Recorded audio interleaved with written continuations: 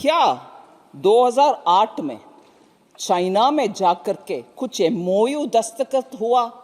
उसका विषय क्या है? उसका विषय क्या है? अब तक उस खुलासा क्यों नहीं हो रही है? उसका खुलासा आज तक क्यों नहीं हो रही है? उसके वजह से डिफेंस में रोड नहीं बनाएंगे, बुलेट प्रूफ वेस्ट नहीं खरीदेंगे, बुलेट नहीं खरीदेंगे, आर्म फोर्सेस को छोड़ देंगे, पैसा नहीं है बोलेंगे। ये क्या, ये सब उसके कारण हो रहा है क्या? सर, डिफेंस का जब अच्छा खर्च होता है और उसका संभालते हैं ठीक से, no terrorist attack happens in the country. Left wing extremism को कंट्रोल कर पा रहे हैं। और हाँ, चाइना के बारे में बोलती हूँ चाइना के विषय आपको जरूर बोलना है। Sir, decline of more than 52% in left wing extremism related violence, decline in 72% of security forces का death, decline of 68% in civilian deaths between 2014 to 23.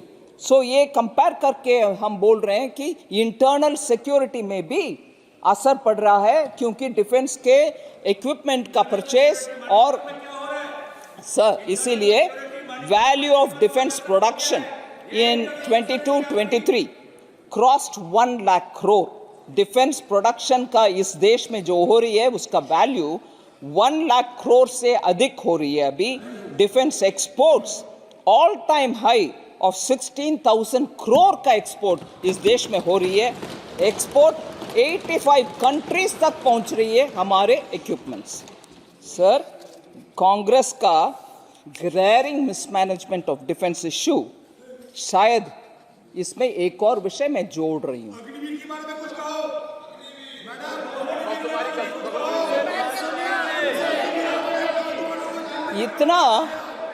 इतना डिफेंस का मिसमैनेजमेंट नहीं हो सकता है, क्योंकि इसके पीछे कुछ और है विषय, और कुछ और विषय क्या है हमें तो मालूम नहीं है।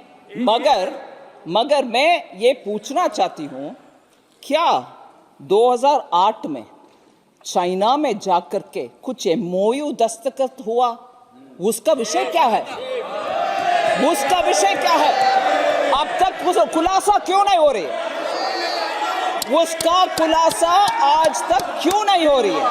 उसके वजह से डिफेंस में रोड नहीं बनाएंगे, बुलेट प्रूफ वेस्ट नहीं खरीदेंगे, बुलेट नहीं खरीदेंगे, आर्म फोर्सेस को छोड़ देंगे, पैसा नहीं है बोलेंगे। ये क्या, ये सब उसके कारण हो रहा है क्या? उसका स्पष्टीकरण देने के लिए कहिए सर कांग्रेस को।